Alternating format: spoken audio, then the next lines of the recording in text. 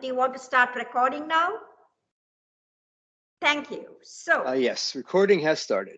Okay, so recording has started, and as I said, the reason we want to record is because we want to share the presentation with others in the department.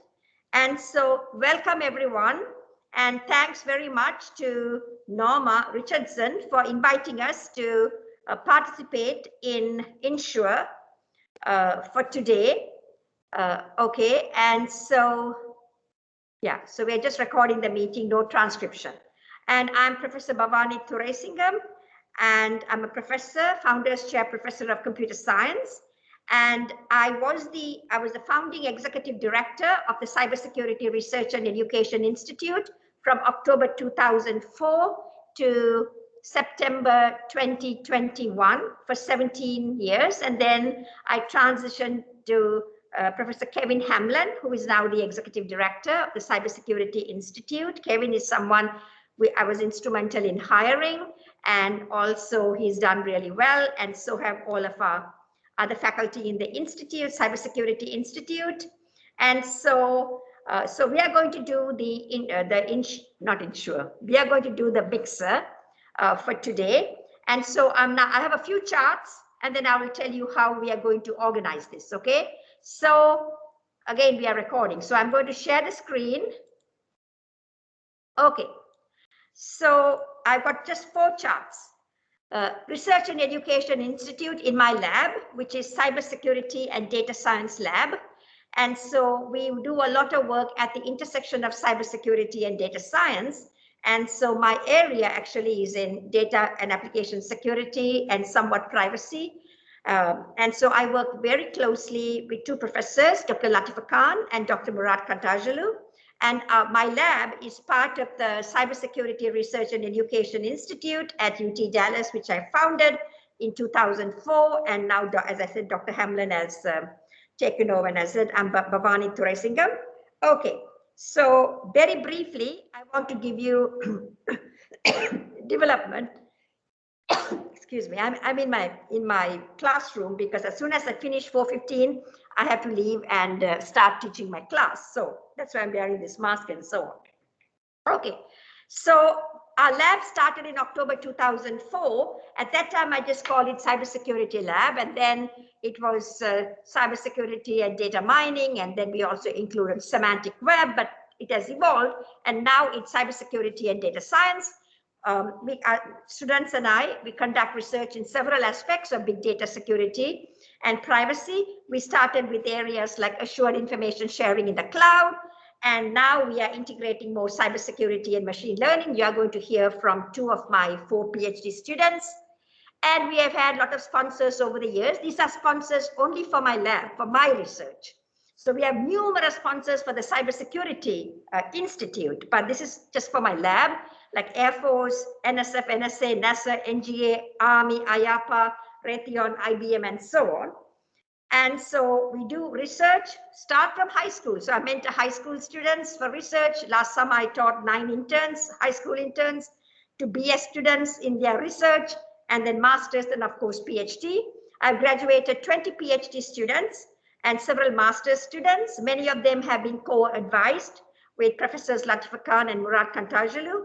And out of the 20 PhD students I've graduated so far, 10 are female, in addition to men from the African American, Hispanic Americans, Hispanic/Latino American, and the LGBTQ community. So it's really very diverse, right? And so we also teach a lot of courses, and the courses we get funding for these courses, some of these courses. So it has also a strong research component, data and application security. That was the first course I founded. Dr. Murad now teaches the course. And every fall, I teach big data security and privacy. Off and on in the summer, I teach analyzing and securing social media. And this semester, I'm teaching, as I finish this, developing and securing the cloud, edge, and IoT. And we are also leading both women in data science and women in cybersecurity efforts. We have 2 centers that I co-direct, women in data science with Dr. Khan, and women in cybersecurity with Dr. Murad, as well as Dr. Ebru. Okay, so I've had given a couple of mixers from my lab, but there we focus more on our research program, which we call Ensure Experimental Research in Computer Science. It's a class, but it's a research class. And they work in teams together with the federal government. They give us the research problems. So I believe this is my third mixer, third or fourth, let's say third. The previous two mixers have been my students from my Ensure Research Experimental Research Program. I would also like to acknowledge Ms. Rhonda Walls. She has been our project coordinator, and she's also now our administrative assistant, and she has supported our work for over 12 years. Okay, so what I'm going to talk about now, oh, this gets stuck. Okay, so my current PhD students, Bibhav Belavadi, she's co-advised with Dr. Murad Kantajalu. So her research is on the adversarial attacks. What happens if the adversary understands, tries to figure out what we are doing and attacks, like the machine learning techniques are going to be attacked, then it could be devastating, right? So she does some work in that area. Brian Ricks, he's co-advised with Professor Sri Ram Nadarajan. This is our first student that we are co-advising. So he's integrating distributed denial of service attacks with some aspects of machine learning. So much of his work in the past has been on the developing a framework with denial of service. So I could advise him on that part. And Dr. Sri Ram is advising him more how to bring in the machine learning. And then two other students who joined our lab more recently, Ashrafi Kandaka, she's co-advised by Professor Latifa Khan.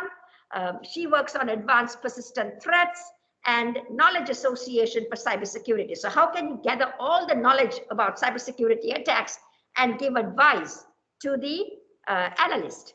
And then Yi Gong Wang, co-advised with Professor Latifa Khan. He just joined our lab. He works in continual learning in data streams. Because we only have just under an hour, so, and since Vibha and Brian are going to graduate hopefully this year, right, sometime this year, either summer or fall or whatever, I asked them to present, first Vibha and next Brian. And so Vibha will talk about 10 to 15 minutes, Brian 20 to 25 minutes. And then next year, hopefully I'll be getting another opportunity, and then we will ask Ashrafi and Yigong to talk. Okay, they are all here. So, and one more thing, by the way, we have a new book. So I've published, this is my book number 16. And I think Dr. Murat has published probably around 6-7 books, and Latifa around, I think 5-6 books. So this is our joint book. We have jointly, I think we have published about 3 books, social media, analyzing and securing social media. No, this is our second book jointly. But I've published more individual books with Murat as well as Latifa. And as you can see, all 3 of us are IEEE fellows. And so this is almost out, meaning that end of March, early April, right? So we have what, 2 more weeks. So that's it from me. And I'm going to stop sharing my screen. Okay, now, good, we have 19 people. And so now we are going to have Vibha. Okay, so why don't you share your screen and give your talk, Vibha? Sure. Thank you, Professor. Hello, everyone. I hope you're staying warm today. I'll just share my screen. Give me a minute. Yeah, if you can speak a little louder, Vibha. Okay, thank you. Yeah, okay. Yeah, sure. So I hope all of you are staying warm today because it's really frigid out there. Today, I'll be talking about adversarial machine learning for social good. The machine learning that we know of is has always been used for nefarious purposes. For example, this used to happen in EU's borders. It's been scrapped, but there used to be a lie detection system in EU's borders. Then another example is the massive surveillance that happened during the Hong Kong protests. The protesters, they started using lasers to limit facial recognition technology. And also we have data breaches, especially with regards to genealogy sites. So when we look at machine learning, we look at all these negative things that it brings forth along with its advantages. So I would like to talk about how we can use machine learning adversarial examples specifically in order to mitigate these disadvantages. So in this slide, we can see that this was a controversy in 2019 where several people reported that they received a higher credit compared to their spouse, despite having similar financial circumstances. So, given that it is a black box, it should not behave so, but it does. So, today I'm going to talk about how we can use adversarial examples for mitigating this scenario. Now, the main motive is, as an end user who has no access to a black box model, all we know is the black box model. We have no access to how decisions are being made. So as an end user, it's on us on how we share our private information in a strategic model, because it may so happen that there might be a few non-obvious attributes that if we change, we can get a favorable outcome.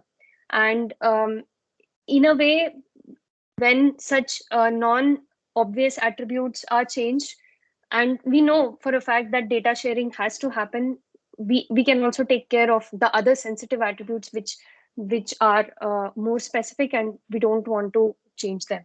So by that, what I mean to say is, suppose there is a credit card application that scenario.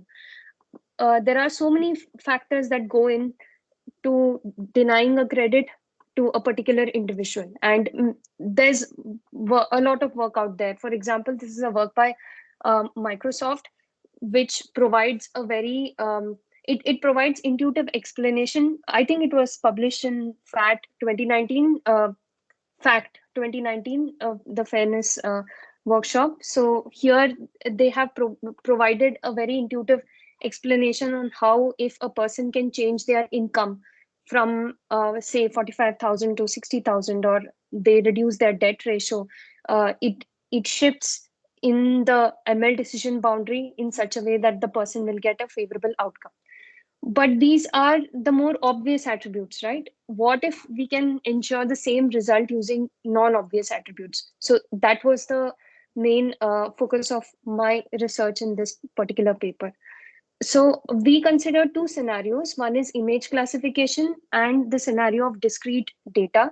So with respect to image classification, we choose certain parts of the image. For example, artifacts. And by artifacts, I mean the things that can be added externally on top of an image, which can help change the classification of the sensitive attribute, for example, gender. And these artifacts can be something like glasses, hats, makeup, earrings, etc. So what this work tends to do is it creates adversarial examples with respect to these artifacts. So to illustrate how we went through with this approach, we first trained on the gender concept using transfer learning. So we trained for both Inception V3 model and VGG16 model, and we used a celeb data set after doing pre-processing by the D library. And we are using specific artifacts, that is the classes artifact in this scenario. So we will constrain all our adversarial perturbations only to those artifacts. And we choose good candidate images after aligning our images. By good candidate images, what we mean to say is the difference between the classification of the correct versus incorrect classification. There's a delta difference of maybe more than 5% or so.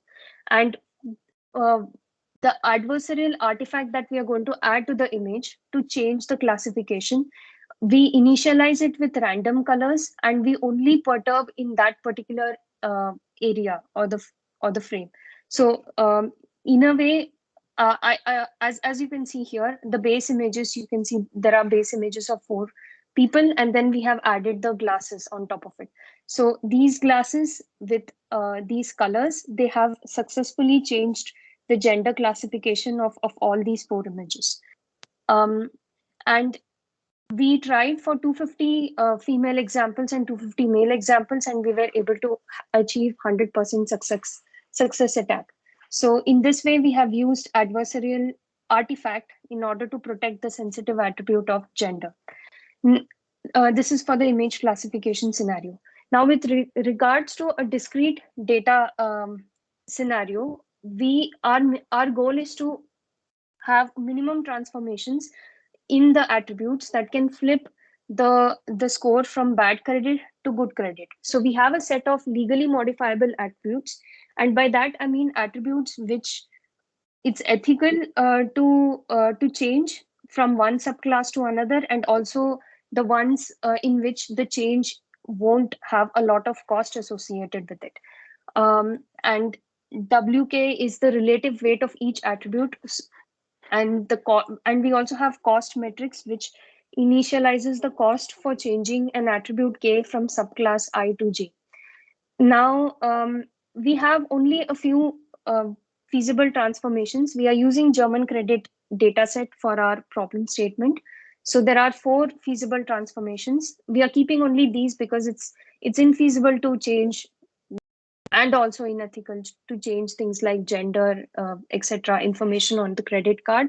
And also we are considering the fact that the obvious changes like income, debt, etc., may not be accessible to all users. So we want to focus on the non-obvious changes. So these are the 6 non-obvious the transformations that we consider feasible, like purpose, for getting the car, whether it is for getting the loan, whether it is for a new car, old car, etc. Duration, how many months the loan will be, credit amount, decreasing it or increasing it by certain amount, and changing the number of savings account, changing the number of changing the telephone ownership from none to user's name. So some examples of feasible transformation is, if the credit applicant doesn't have a cell phone, we can tell them that you can get a cell phone.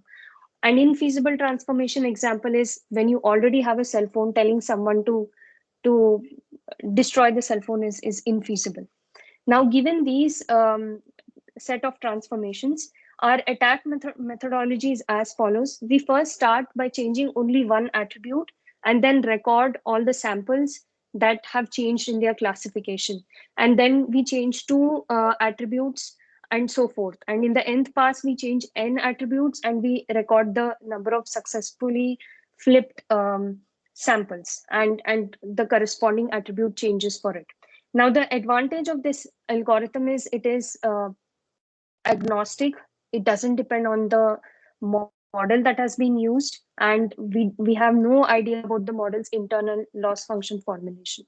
And also, there is a certain order in which we would like to change our attribute. So one of the heuristic that we choose to determine the order of our attributes is we change each of these six attributes individually, and then we choose the attribute that has caused the highest attack success rate.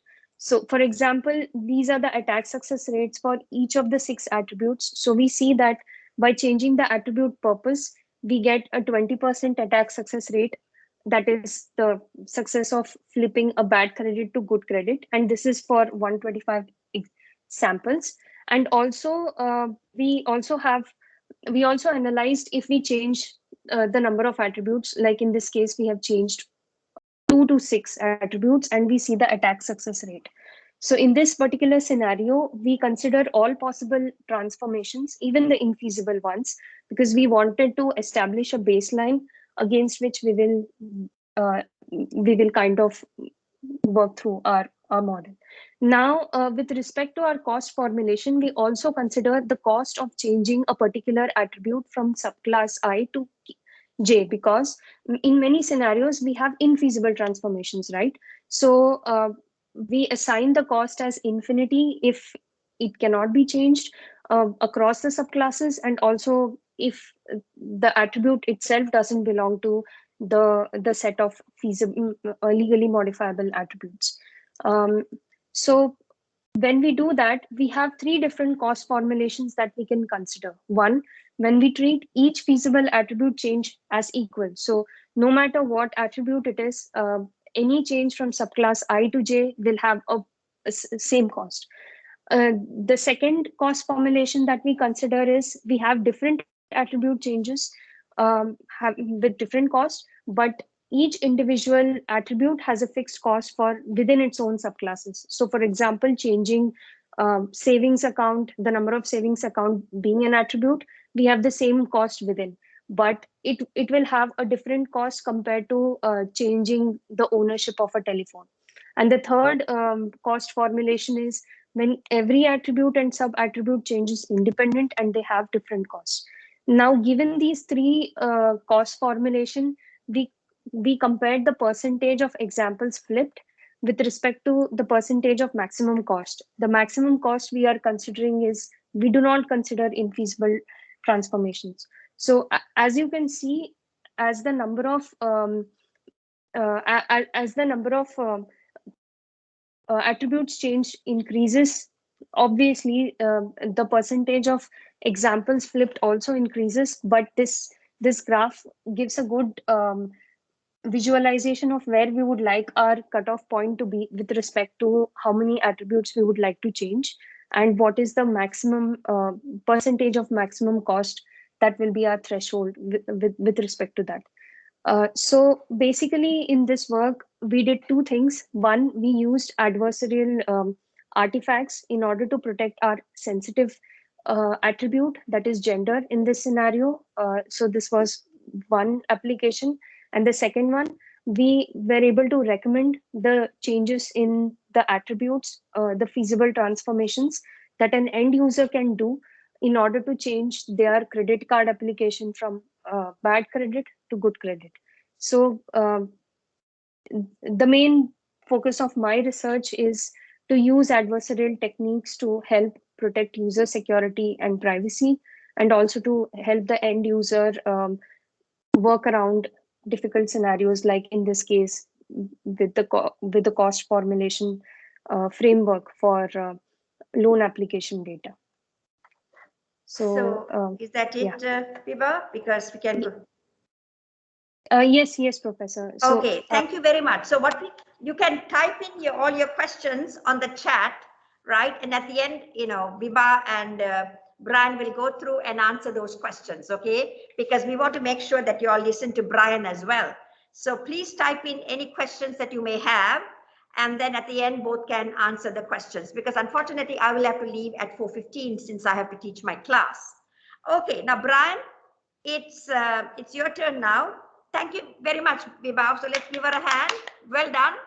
And yeah, she has published a number of papers which she hasn't shown in GameSec and various other good conferences. And so, she's done a lot of great work. So now, Brian, are you there? Yes, I'm here. Okay, I'm just, so why don't you share your screen and then... there it is. So by the way, I talked about Insure class, right? I don't know what the research class that I teach with problems given by the US federal government and federal labs. And without Brian, we won't be able to do that class. He is just superb. He's the research assistant for that class, and he manages it perfect.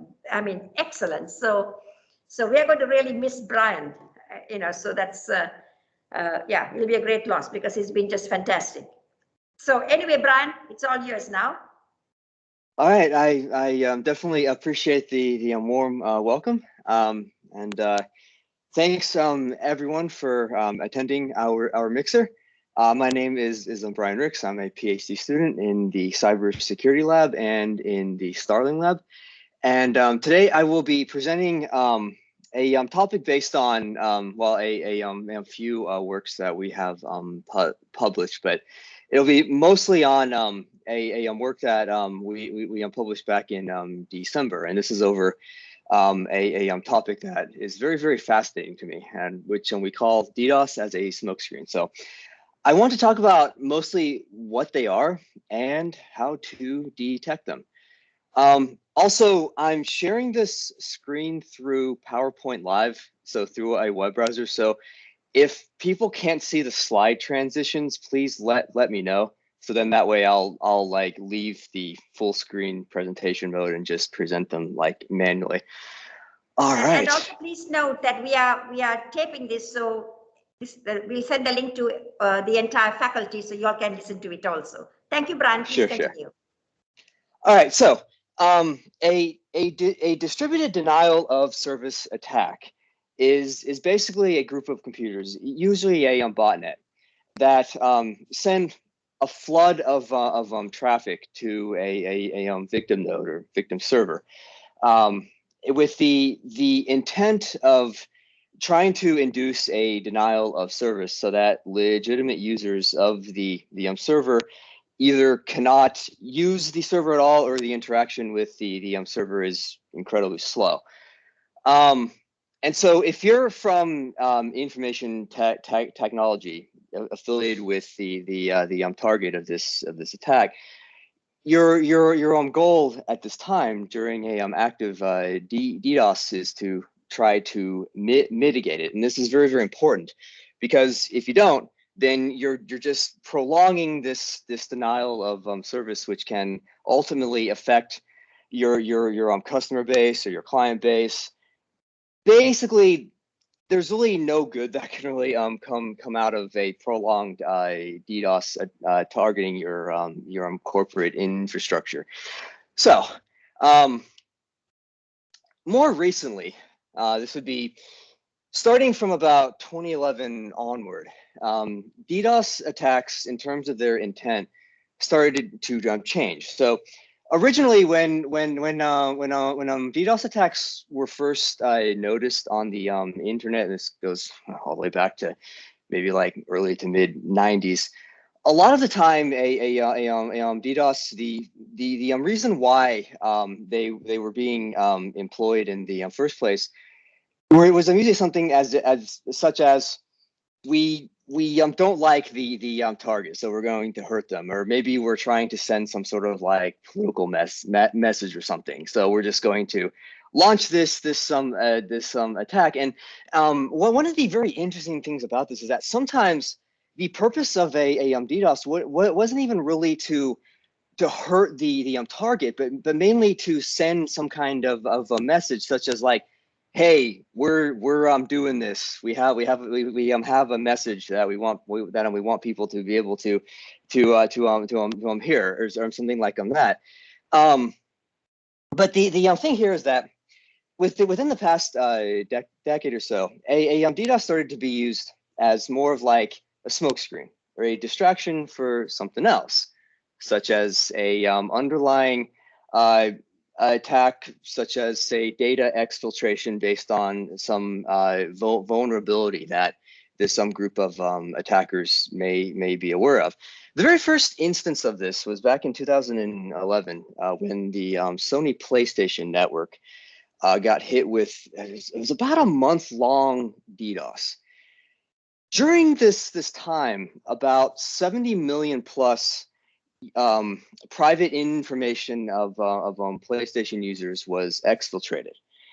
This was only discovered after Sony was finally able to get the DDoS under control, and it took, I think, about 2 weeks until they were able to really get a handle on it, and about a month for the DDoS to cease altogether. And we really didn't know the extent of the exfiltration and why it took so long for Sony to realize that there had been that breach, until the CEO of Sony PlayStation America had to testify in front of Congress, explaining why this massive breach happened. And that was when the Sony's CEO kind of admitted, like, well, we really didn't know about it, mainly because we were so focused on trying to mitigate this massive DDoS. And another interesting thing about that specific attack is that we don't know, and we may never know, if the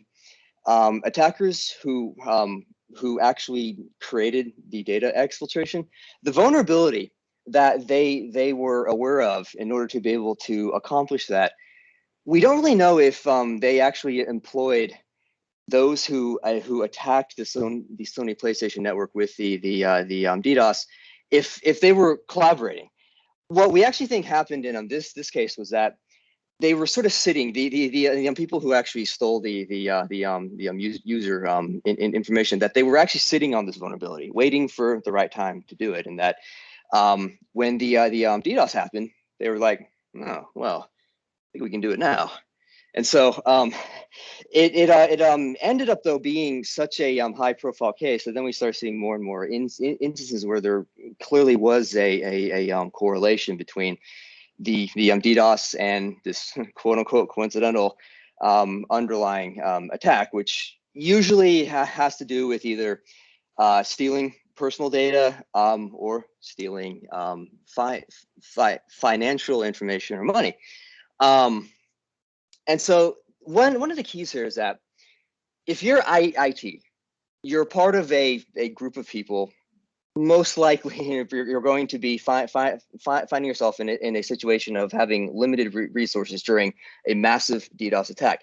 Now, you know that the DDoS is present because it's clearly there creating a denial of service. And indeed, when DDoS is used as a smokescreen, it's supposed to be very, very obvious and very, very blatant. So these are usually in terms of like high volume attacks. And so if you're part of IT, you really don't have time to think, well, what's the intent of this? Like, well, it doesn't really matter because you know that it's happening and that you need to mitigate it. It's part of it's a part of your job. And so you're most likely going to be like hyper focused on trying to get rid of the DDoS. And so anything else out of sight, out of mind. And so we refer to these types of attacks as DDoS as a smokescreen or DAAS, DAASS. If you were to type in DDoS as a smokescreen into Google, like I did a couple of hours ago, you will find one of those feature snippets. And so this variation, which we call DDoS as a smokescreen, often results in data theft and financial loss, and often are only detected because the theft is discovered independently long after the attack has ceased. The reason why I'm bringing this up is because this is actually from our first paper that we wrote on DDoS as a smokescreen, and I just thought it was neat that it's now a feature snippet when you type in DDoS as a smokescreen in Google. So anyways, moving on. Okay, so to characterize the threat as an example, this is a real world example. It happened, I believe, in London a few years back. So in this example, a bank notices an increase in concurrent ATM withdrawals from distinct customers. So what could be the potential cause? Well, it could be legitimate activity. So maybe it's day after Thanksgiving. So here, at least I think this is still the case. The busiest shopping day of the year is the day after Thanksgiving. So that's when all of those awesome deals, well, supposedly awesome deals, are basically everywhere. If you want to wait in line or camp out outside of Best Buy for all of Thanksgiving to get like some really cheap TV or whatever, I don't know. Or could be a coordinated attack from thieves with stolen credentials. And so, what if the bank is currently battling a DDoS? And so, what if the bank is currently having issues with its online banking servers because it's being attacked with massive amounts of incoming volume, which seem to be from probably a botnet or something. Also, what if the bank is also being flooded with phone calls that are fake, just to tie up the phone lines? This actually is how the thieves in this example was unable to get away with this. Meanwhile, the thieves who have at some point, probably through card skimmers, have obtained a bunch of customer credentials and are now hitting ATMs around the city with drawing tons of cash from people's accounts. And nobody can figure this out in real time because there's no way for any of the customers to access their bank accounts, short of actually having to go down to like a branch office or something and asking them themselves. This sort of thing also occurred here. The most high profile case that I know of deals with it was a construction company, I believe, and someone had obtained their bank credentials, and so what they did was they hired someone else to launch a DDoS against the bank's online banking system. And while that was happening, they drew a ton of money. Anyways, so now let's kind of switch some gears to, well, okay, so we know there's this DDoS as a smokescreen concept. It's something that maybe we should think about, maybe trying to find ways to detect them. Like, okay, so here's the thing: we need to emphasize a minimization of false positives. Now this ties into what we call anomaly-based detection. Now in the real world, these sorts of intrusion detection systems, a lot of times are going to be what we call misuse-based or signature-based.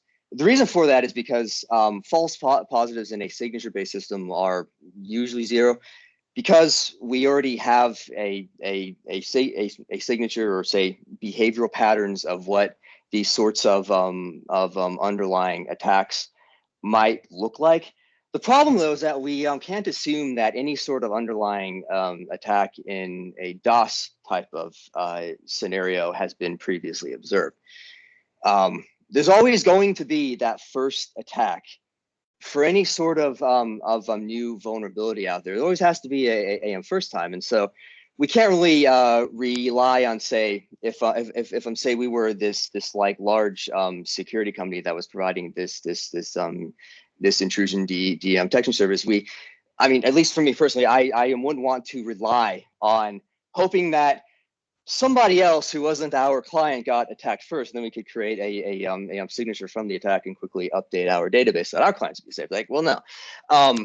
So we need to look into anomaly-based detection. So anomaly-based detection is where we build a model of what we consider to be normal or nominal behavior, and deviations from that behavior we consider to be anomalous, possibly because of some kind of attack. The problem, though, is that what if we end up getting it wrong? Well, what if there's some kind of quote unquote anomaly? It was actually part of our, it should have been part of our nominal behavior model, and we just didn't capture it. Well, in the case of, say, network intrusion detection, especially during an active DDoS, you do not want to be pulling away IT, who could be helping to mitigate the DDoS to go chase down something that actually is not there. So we have to emphasize this. So we got to minimize our false positives. But here's something cool: is that in general, anomaly detection methods can be kind of difficult to get this sort of low false positive rate in the real world, because what do you consider to be normal behavior? I mean, it's like, well, I mean, maybe it varies depending on the time of day. That, and also concept drift, what can be considered normal behavior, changes over time. But here's something cool. DDoS behavior usually is high volume.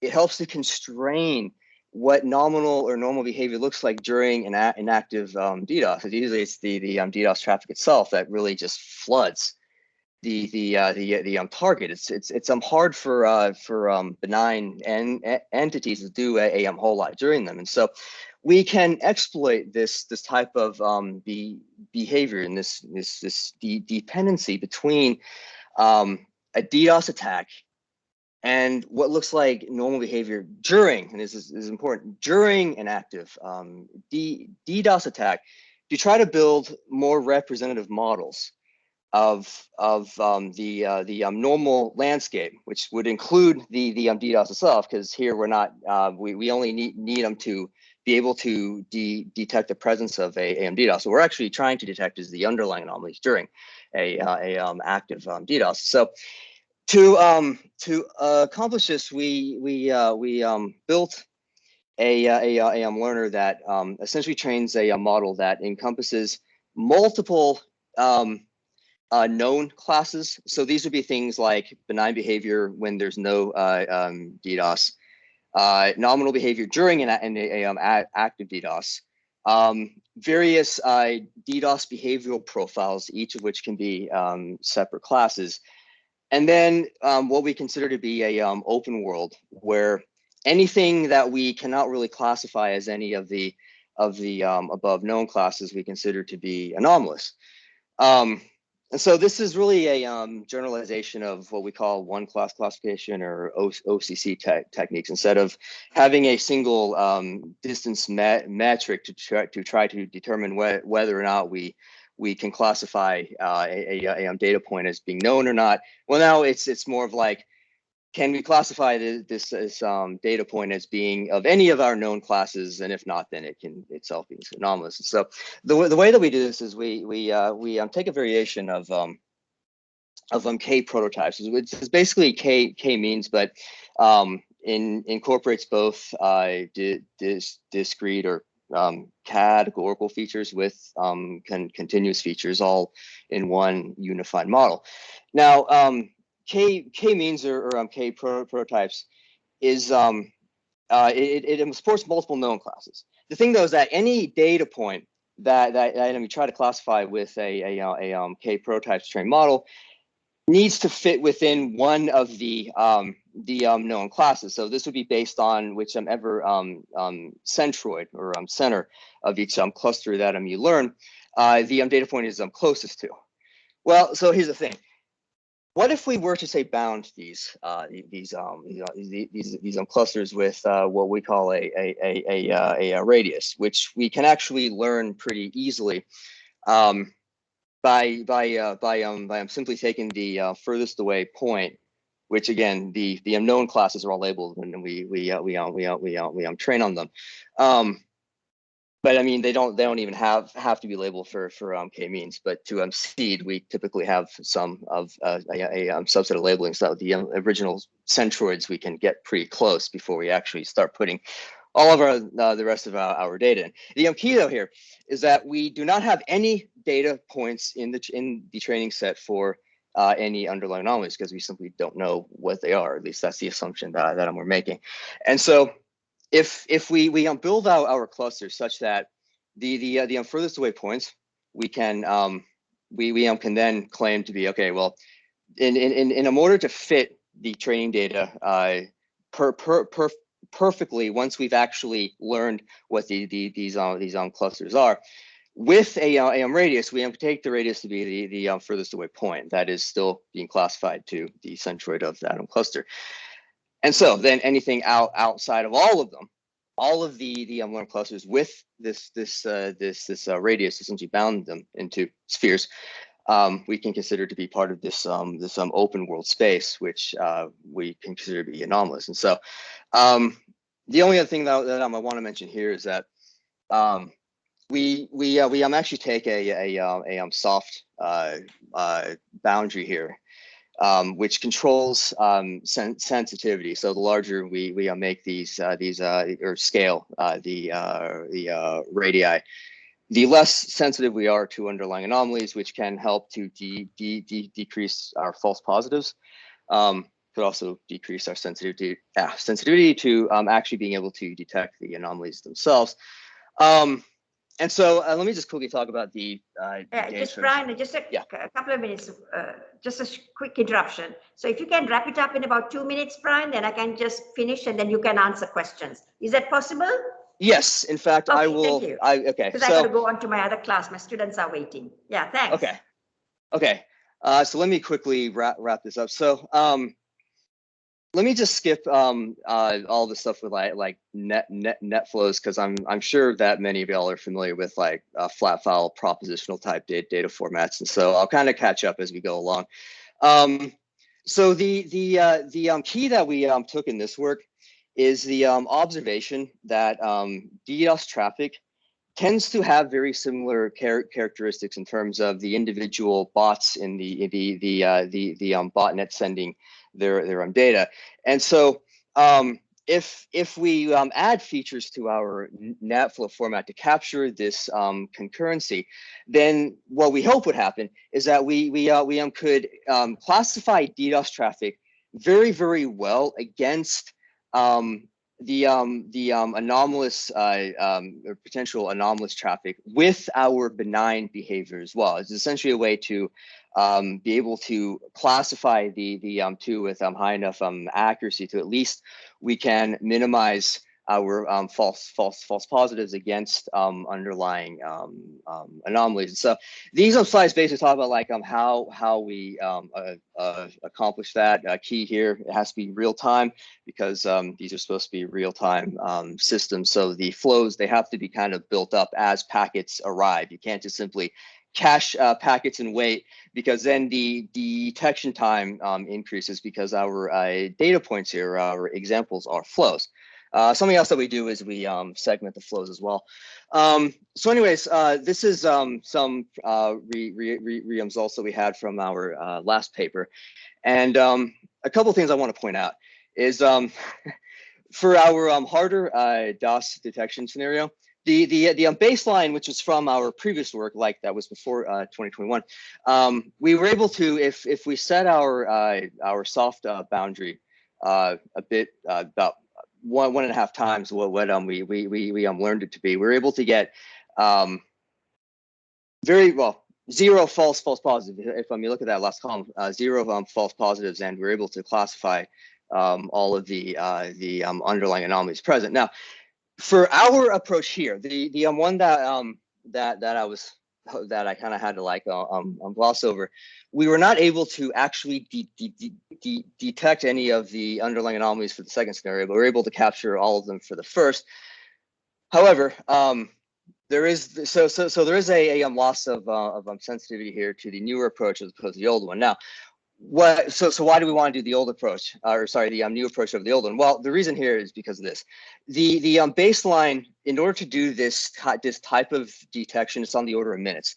The newer approach is on the order of seconds, and this is very, very important, because you don't want IT having to wait around for something that may have occurred minutes prior, and then you only just find out about it while the underlying attack is well underway. And so the key here is sort of a trade-off between detection times versus detection ability. In the first scenario, we were still able to detect 100% of the underlying anomalies, but in the second one, that was where we have some issues. And so yeah, okay, so that's everything that I might have. Thank you so much, yeah. Brian. So no you have seen, right? We have a introduction to the lab that I gave earlier. We've got diverse group of students, a lot of women. So far in my lab, but out of 20 graduated, we've got 10 women, also African American, Hispanic American, and also LGBTQ communities. And now you can see the diversity that we have among the 4 students, 2 women, 2 men. And so we gave you a sample of the presentations with Vibha and Brian. So the 2 of them will be here for the next, you can stay here, right? And please continue to record, Brian, okay? To answer questions. And thank you very much for attending. I will have to leave, but the meeting is still going on, and Brian and Vibha are both here to answer questions, okay? And so, I'm leaving now. Thank you very much, because my students are waiting. Thanks. Bye, everyone. But please stay on and answer the question. And Brian and Vibha will be happy to answer questions. So Brian and Vibha, if you all could moderate, okay? Thank you. Thanks, Brian and Vibha. Thank you. So please continue. Please continue. Thank you, Professor. Thanks. Bye.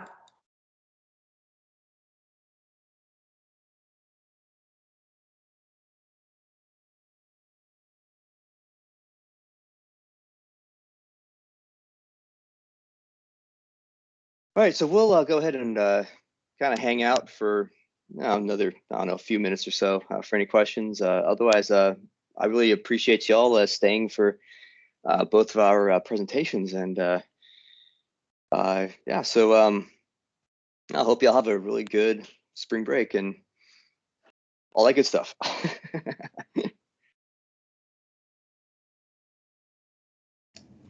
Thank you, everyone, for joining this mixer. And please stay warm. It's pretty cold out there.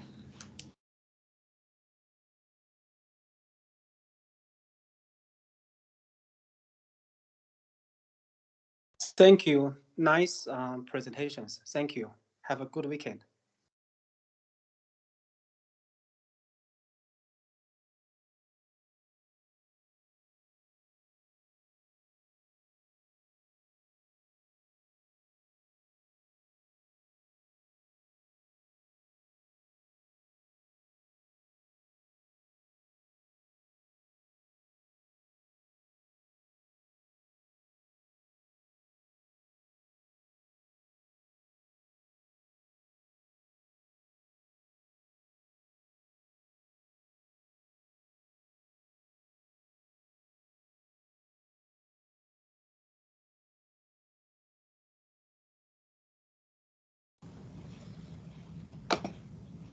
Viva, can you hear me?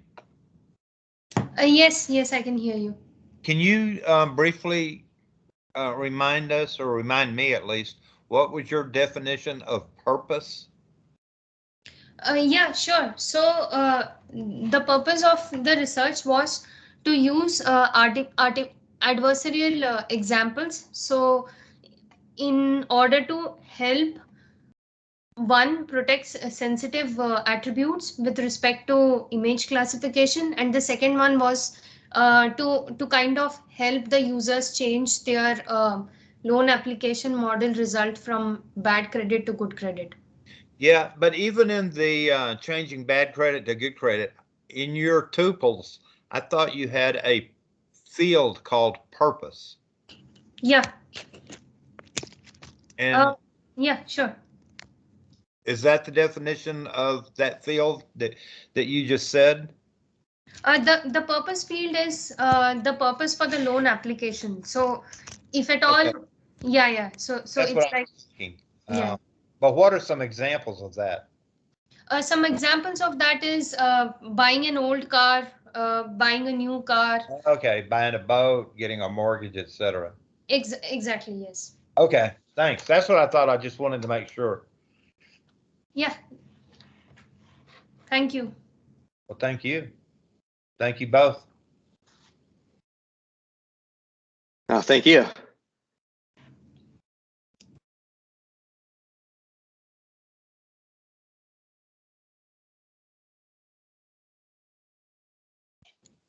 All right, I think that's everything. So I'm gonna go ahead and stop the recording now. Sure. Well, enjoy your spring breaks.